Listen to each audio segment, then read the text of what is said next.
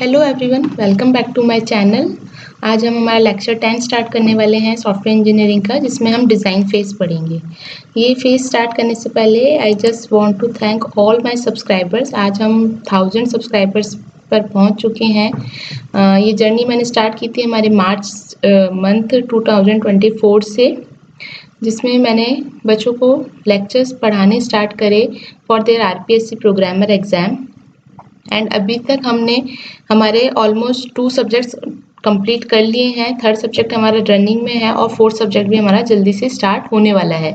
तो I just thank to you that आपने मेरे पे इतना ट्रस्ट दिखाया, मेरे लेक्चर्स को फॉलो किया और मुझे इतना सपोर्ट किया। और प्लीज़ आप मैं आशा करती हूँ कि ये सपोर्ट आप हमेशा बनाए रखेंगे, ठीक है। और मैं भी मेरे हार्ड वर्क करके आपको जितना मैं मेरा एफर्ट दे सकती हूँ उससे आपको अच्छा से अच्छा कंटेंट प्रोवाइड कराने की कोशिश करूँगी। तो आइए लेक्चर स्टार्ट करते हैं। आज हमारा डिज़ाइन वाला लेक्चर हम स्टार्ट करने वाले हैं। इससे पहले हमने रिक्वायरमेंट पढ़ा था, जिसके अंदर हमने देखा था कि रिक्वायरमेंट का डेफिनेशन क्या है, टाइप्स ऑफ रिक्वायरमेंट्स क्या होती हैं, रिक्वायरमेंट इंजीनियरिंग क्या है। रिक्वायरमेंट इंजीनियरिंग की जो 2 प्रोसेसेस हैं, रिक्वायरमेंट डेवलपमेंट प्रोसेस क्या होता है, रिक्वायरमेंट मैनेजमेंट प्रोसेस क्या होता है। रिक्वायरमेंट डेवलपमेंट प्रोसेस की activities elicitation, analysis, specification, validation को हमने डिटेल में पढ़ा था। रिक्वायरमेंट मैनेजमेंट प्रोसेस जो होता है उसमें आ जाते हैं आपके change control, version control, your requirement status tracking and requirement tracing. जब आपका रिक्वायरमेंट पार्ट कंप्लीट होता है, मतलब वैलिडेशन पे जब आप सारे रिक्वायरमेंट्स जो हैं उनको फाइनलाइज करते हो आफ्टर रिव्यूइंग, तब क्या होता है, ये फाइनलाइज्ड रिक्वायरमेंट्स होती है किसके अंदर, इनका डिटेल डिस्क्रिप्शन होता है एसआरएस में। और ये एसआरएस कहाँ पे जाता है, आपका डिज़ाइन फेज में। तो जब आपका एसआरएस कंप्लीट हो जाता है तो उस केस में आपकी रिक्वायरमेंट डेवलपमेंट प्रोसेस क्लोज हो जाती है। और जब एसआरएस से आप डिज़ाइन फेज में जाते हो, वहाँ आपकी रिक्वायरमेंट मैनेजमेंट प्रोसेस जो है वो ओपन होती है, जो कि through out the software life cycle आपकी चलती है। नाउ रिक्वायरमेंट फेज हमारा इंसेप्शन फेज था। अब हमारा डिजाइन फेज है, जिसको हम इलेबोरेशन फेज भी बोलते हैं। डिजाइन फेज के अंदर हम जो 4 लेवल्स ऑफ डिजाइन हैं वो डिस्कस करेंगे आज, जिसमें आ जाती है आपकी data level, architecture level, interface level and component level. तो आइए आज ये वाला लेक्चर हम स्टार्ट करते हैं।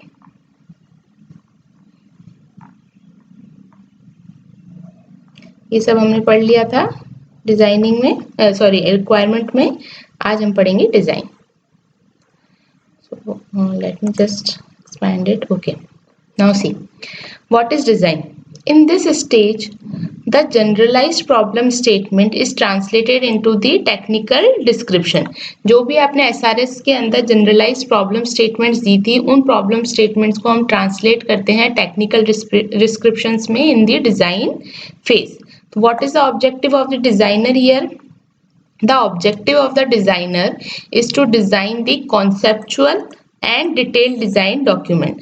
यहाँ पे डिजाइनर का मेन ऑब्जेक्टिव क्या होता है कि जो भी टेक्निकल डिस्क्रिप्शंस हैं, जो भी आप प्रॉब्लम स्टेटमेंट को ट्रांसलेट कर रहे हो, उसको वो 2 तरीके से डिजाइन करे, एक तो कॉन्सेप्चुअल बेस्ड डिजाइन और एक डिटेल डिजाइन डॉक्यूमेंट में।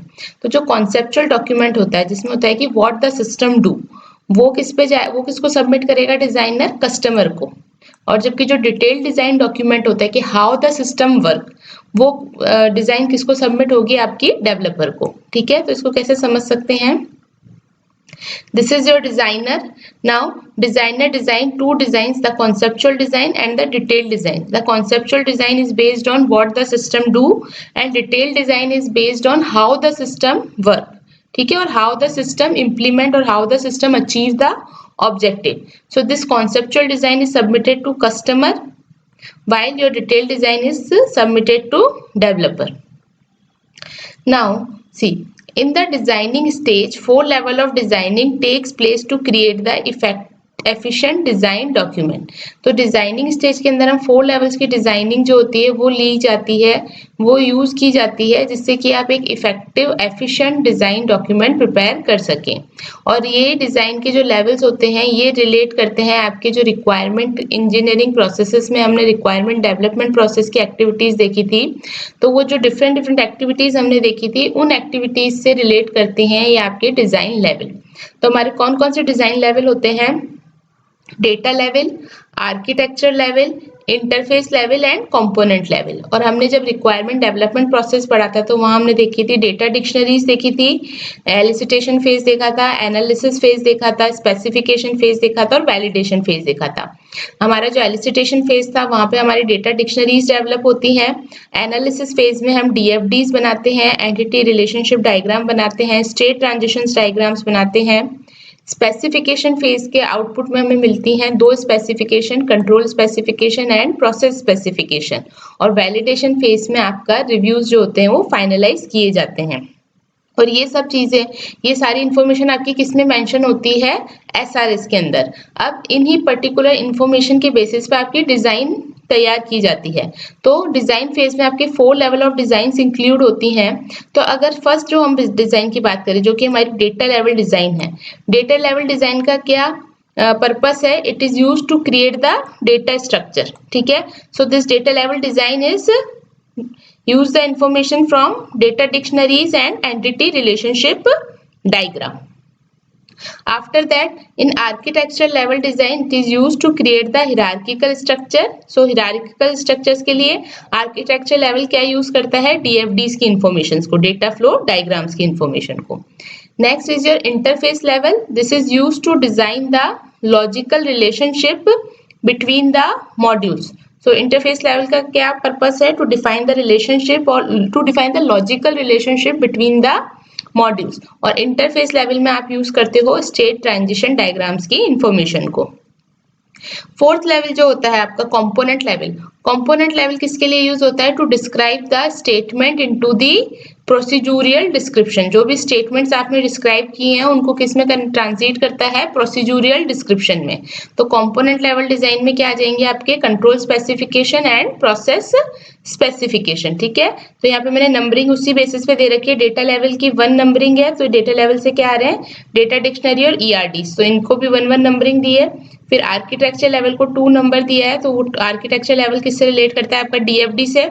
फिर कभी कभी क्वेश्चंस पूछ लिया जाता है कि है ना, कोई भी लेवल ऑफ डिजाइन है तो उसके लिए किस तरीके की रिक्वायरमेंट्स चाहिए, तो मैच द फॉलोइंग के बेसिस पे कई बार आंसर आ जाते हैं, इसके पूछ लिया जाता है एमसीक्यूज में। तो आपको पता होना चाहिए डेटा लेवल में आपकी डेटा डिक्शनरी और एंटिटी रिलेशनशिप डायग्राम होते हैं, आर्किटेक्चर लेवल में हमारा होता है DFDs, data flow diagram, interface level में हमारे स्टेट ट्रांजिशंस डायग्राम्स होते हैं और कंपोनेंट लेवल डिजाइन में हमारे होते हैं process specification and control specification. और ये डिजाइन का मतलब क्या है वो यहाँ पे मैंने एक्सप्लेन किया है। तो जब आपकी डिजाइनिंग कंप्लीट होती है तो आपको एसडीडी मिलता है, हमें रिक्वायरमेंट के बाद एसआरएस मिला था, डिजाइन फेज के बाद हमें क्या मिलता है, एसडीडी, सॉफ्टवेयर डिजाइन डिस्क्रिप्शन। और ये सॉफ्टवेयर डिजाइन डिस्क्रिप्शन कौन से फेज में जाता है, थर्ड फेज में, जो कि है हमारा कोडिंग फेज। तो कोई भी एक इफेक्टिव डिजाइन डॉक्यूमेंट बनाने के लिए काफी सारे प्रिंसिपल्स फॉलो किए जाते हैं। और वो प्रिंसिपल्स क्या हैं, abstractions, refinement, modularity, software architecture, control hierarchy, structural partitioning, data structure, software procedure and information hiding. तो 9 लेवल ऑफ डिजाइनिंग प्रिंसिपल्स हैं जो कि यूज किए जाते हैं to design the effective design document. ये सारे जो प्रिंसिपल्स हैं ये हम आज डिटेल में डिस्कस करेंगे। ठीक है, कि क्या कौन से प्रिंसिपल के अंदर क्या चीज फॉलो की जाती है, क्योंकि ये इंपॉर्टेंट है आपके एग्जाम के पर्पज से। तो इसको आइए डिटेल में डिस्कस करते हैं। फर्स्ट फेज है एब्स्ट्रैक्शन। एब्स्ट्रैक्शन का मतलब सबको पता ही है, हम ऑब्जेक्ट ओरिएंटेड प्रोग्रामिंग में कई बार पढ़ते हैं। एब्स्ट्रैक्शन का मतलब क्या होता है, to hide the implementation and show the essential features. ठीक है, मोस्टली इसमें जैसे आप एग्जांपल ले सकते हैं आपकी मोटरसाइकिल का। मोटरसाइकिल अगर आपको स्टार्ट करनी है तो you just put the key, ignite the engine and your motor bike will be started. But उसके अंदर इंजन की वर्किंग क्या है, कैसे इंजन वर्क कर रहे हैं, वो आपको डिटेल्स जो होती है वो हाइड कर दी जाती है। ठीक है, ताकि क्या हो, कस्टमर जो भी एंड यूजर है उसके लिए सिस्टम को यूज करना इजी हो जाए।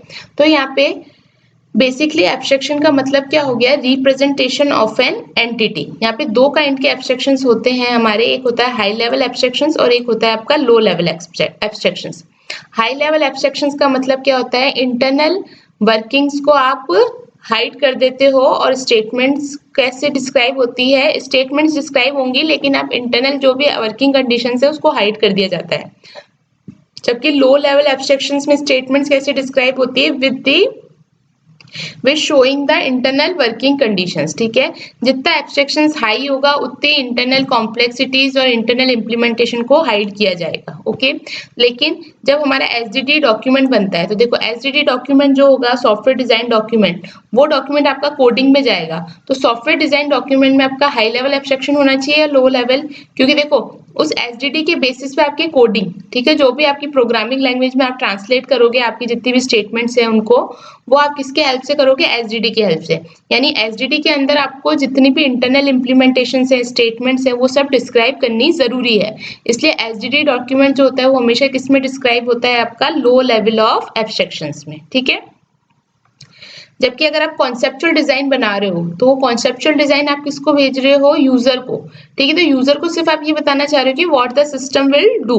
ठीक है, तो उस केस में आप हाई लेवल एब्स्ट्रैक्शंस को यूज कर सकते हैं। ठीक है, तो फर्स्ट प्रिंसिपल ये हो गया। सेकंड प्रिंसिपल होता है आपका रिफाइनमेंट। रिफाइनमेंट का मतलब क्या है, it is a process of a top down step wise decomposition.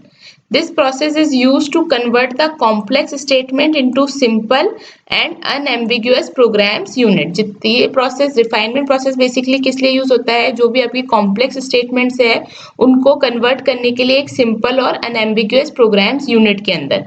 ठीक है, और इस रिफाइनमेंट प्रोसेस को एलैबोरेशन प्रोसेस भी कहा जाता है। जो एसडीडी डॉक्यूमेंट होता है ना, उसके अंदर हमेशा आपकी सिंपल प्रोग्राम यूनिट्स आप रखते हो ताकि क्या हो, इजी टू कोड हो और आपका प्रोग्राम कॉम्प्लेक्स ना बने। नेक्स्ट प्रिंसिपल होता है मॉड्युलैरिटी। मॉड्युलैरिटी हमने पढ़ा था। मॉड्युलैरिटी का मतलब क्या होता है, एक सिंगल कंपोनेंट को आप डिकम्पोज कर देते हो मल्टीपल मॉड्यूल्स के अंदर, जिससे क्या होता है कि आपकी डेवलपमेंट कॉस्ट जो है और जो टाइम है वो कम हो जाता है किसी भी सॉफ्टवेयर या सिस्टम को डेवलप करने के लिए। तो एक बात ध्यान रखना, जब आप मॉड्युलैरिटी अप्रोच परफॉर्म करते हो तो जब आप किसी एक सिंगल प्रॉब्लम पे अगर वर्क कर रहे हो, अगर आप चाह रहे हो कि एक सिंगल कंपोनेंट को ही हम डेवलप करें, तो हमेशा आपका जो डेवलपमेंट कॉस्ट है और एफर्ट है वो हमेशा ज्यादा लगेगा, जबकि यह कॉम्प्लेक्सिटी भी ज्यादा होगी आपकी प्रॉब्लम की। लेकिन अगर आप मॉड्युलैरिटी अप्रोच फॉलो करते हो, प्रॉब्लम को डिवाइड कर देते हो मल्टीपल मॉड्यूल्स में और फिर उन मॉड्यूल्स पे एक डेडिकेटेड टीम्स वर्क करती है, तो उस केस में आपका डेवलपमेंट कॉस्ट भी कम लगता है और कॉम्प्लेक्सिटी जो होती है प्रोग्राम की वो भी कम होती है। इसको आप किस तरीके से समझा सकते हैं, सपोज सी ऑफ पी जो है वो कॉम्प्लेक्सिटी बता रहा है प्रॉब्लम की और ई ऑफ पी जो है वो एफर्ट बता रहा है प्रॉब्लम का। तो जो कॉम्प्लेक्सिटी है प्रॉब्लम की, सिंगल प्रॉब्लम की कॉम्प्लेक्सिटी हमेशा ज्यादा होगी आपकी डीकम्पोज प्रॉब्लम से। ठीक है, जैसे यहाँ पे मैंने डीकम्पोज कर दिया था प्रॉब्लम पी को, तो इनकी कॉम्प्लेक्सिटी हमेशा कम होगी आपकी सिंगल प्रॉब्लम की कॉम्प्लेक्सिटी से। इसी तरीके से सिंगल प्रॉब्लम का एफर्ट भी ज्यादा लगेगा rather than your modular design problems. So when the software system is developed using the modular designing, then development cost and integration cost both are included। क्यों? क्योंकि देखो जब आप कह रहे हो कि हमारे पास एक कंपोनेंट है, ठीक है, ये कंपोनेंट है और इस कंपोनेंट को हम डिवाइड कर रहे हैं मॉड्यूल्स में, जैसे हम एल्गोरिथम में divide and conquer approach follow करते हैं उस तरीके से ये हमने यहाँ पे सपोज 4 मॉड्यूल्स बना दी।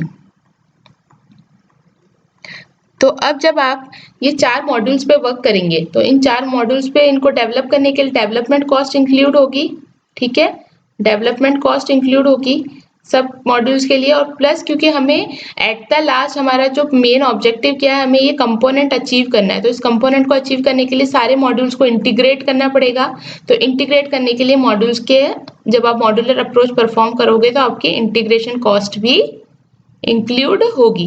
तो जितने ज्यादा मॉड्यूल्स होंगे उतनी ज्यादा इंटीग्रेशन कॉस्ट होती जाएगी, लेकिन डेवलपमेंट कॉस्ट उतनी ही कम होती जाएगी। क्यों? क्योंकि मॉड्यूल्स जितने ज्यादा मॉड्यूल्स बनाओगे उतना ज्यादा आपकी प्रॉब्लम क्या होती जाएगी, छोटी होती जाएगी, तो उसको डेवलप करने के लिए कॉस्ट क्या हो जाएगी, कम।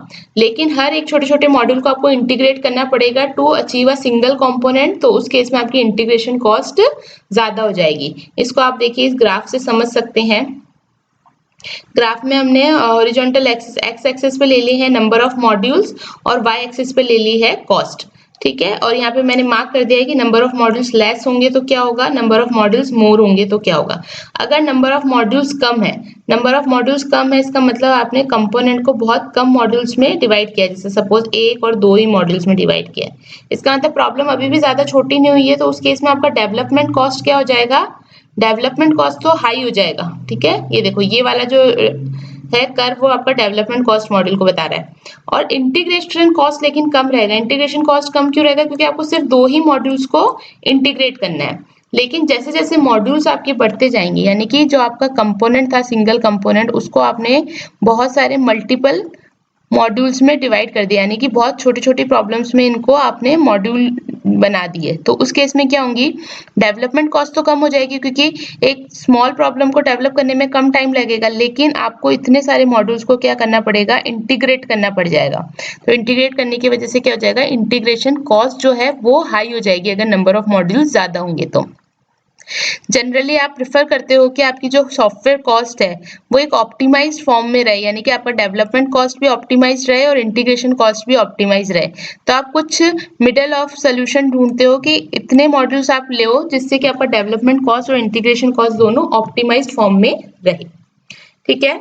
नेक्स्ट है हमारा सॉफ्टवेयर आर्किटेक्चर। आर्किटेक्चर क्या बताता है, बेसिकली ब्लूप्रिंट बताता है किसी भी प्रपोज सिस्टम का, ठीक है। और ये ब्लूप्रिंट जो होता है ये यूज किया जाता है आपका जब आप इम्प्लीमेंटेशन परफॉर्म करते हो आपके सिस्टम की, क्योंकि इस ब्लूप्रिंट से क्या हेल्प मिल जाती है, अगर आप एक ब्लूप्रिंट को यूज करके इम्प्लीमेंटेशन परफॉर्म करना चाह रहे हो तो उस केस में आपके काफी सारे जो ओवरहेड्स हैं वो मिनिमाइज हो जाते हैं, क्योंकि एक बेसिक स्ट्रक्चर आपको पता चल जाता है कि कैसे आपको आपके सिस्टम को इम्प्लीमेंट करना है। तो यहाँ पे काफी सारी OMTs यूज की जाती है सॉफ्टवेयर के आर्किटेक्चर को बनाने के लिए। OMTs क्या हो जाती है, ऑब्जेक्ट मॉड्यूल टेक्निक्स, ठीक है। Next is your control hierarchy. Control hierarchy क्या होता है, this concept describes the control flow in the software system.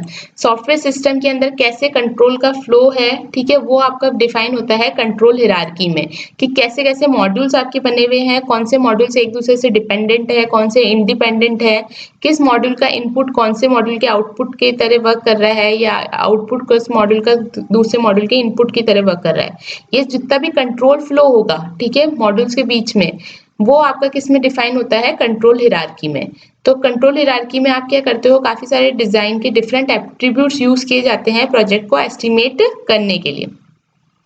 कौन कौन से होते हैं वो एट्रीब्यूट्स, एक तो होता है डेप्थ। डेप्थ क्या बताता है कि कितने नंबर ऑफ लेवल्स है कंट्रोल हिरार्की में। विड्थ बताता है कि मैक्सिमम नंबर ऑफ नोड्स किसी भी लेवल में कितने हैं, ठीक है।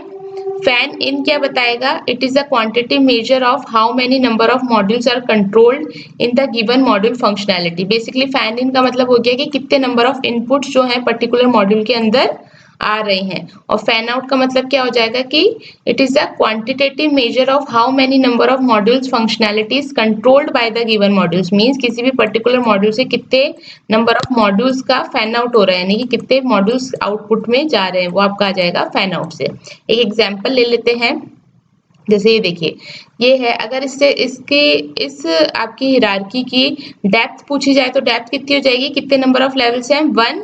देखो नंबर ऑफ लेवल्स कितने हो जाएंगे यहाँ पे, 1।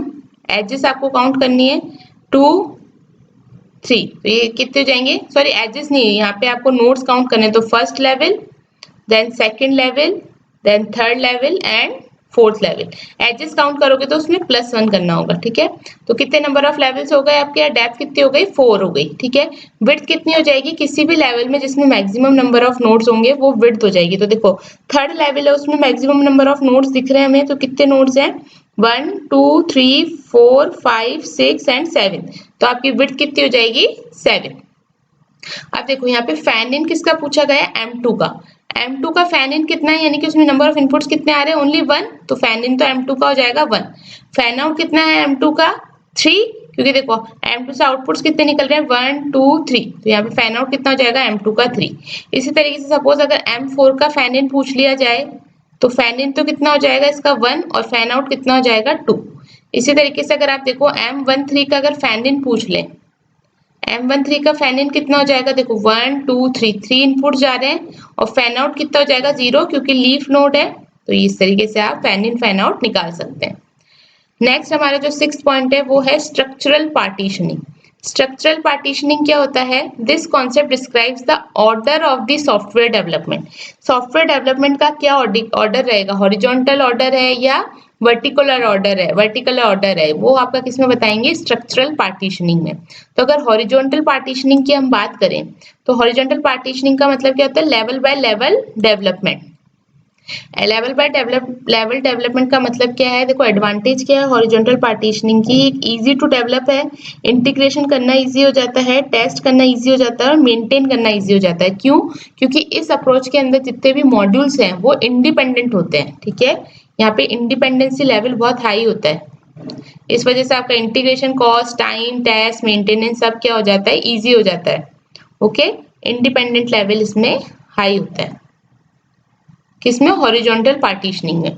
जबकि वर्टिकल पार्टीशनिंग में क्या होता है, डेप्थ वाइज डेवलपमेंट होता है। हॉरिजॉन्टल में लेवल बाय लेवल डेवलपमेंट होता है, वर्टिकल पार्टीशनिंग में डेप्थ वाइज डेवलपमेंट होता है। और यहाँ पे थोड़ा सा जो ये अप्रोच ज्यादा प्रेफरेबल नहीं होती है क्योंकि इसके अंदर मॉड्यूल्स जो होते हैं डिपेंडेंट होते हैं, तो इस वजह से क्या होता है, very difficult to develop, integrate, test and maintain the software. जैसे यहाँ पे आप देखो M1 module, M2 module, M5 module, फिर यहाँ पे M12 मॉड्यूल। ये M12 का मतलब क्या है कि ये मॉड्यूल किस पे डिपेंड कर रहा है, आपके M1 पर भी और M2 पे भी। तो यहाँ पे डिपेंडेंसी ज्यादा होती है मॉड्यूल्स की, इस वजह से ये थोड़ा सा डिफिकल्ट हो जाता है डेवलप करना और टेस्ट करना। ठीक है, ये आपका हो गया हमारा स्ट्रक्चरल पार्टीशनिंग प्रिंसिपल।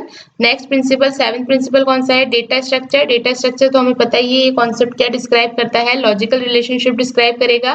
ठीक है, ये भी हमने देखा ही था। डेटा लेवल डिजाइन हो गई है हमारी बेसिकली, और इसके अंदर आप क्या बताते हो, लॉजिकल रिलेशनशिप बताते हो between the data objects used to manipulate the information.